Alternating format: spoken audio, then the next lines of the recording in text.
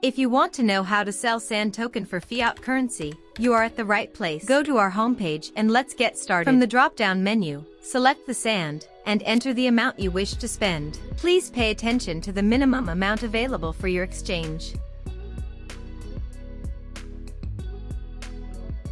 For each transaction, we provide exchange details. The expected exchange rate is the rate at the moment of calculation. Guardarian has a fixed fiat currency fee and does not charge you with additional or hidden fees. Ensure you have read the terms and conditions and press the button to continue.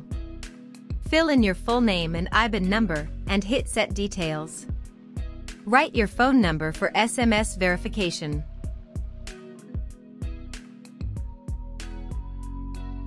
Guardarian will never call you. Stay safe.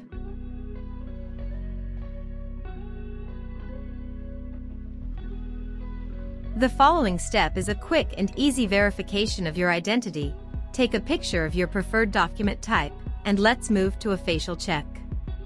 Turn on your camera, place your face within the frame and roll the head in a circular motion. Most verifications are processed within a few minutes. The status will automatically update once the verification is completed. After this, you'll need to make the payment from your crypto wallet.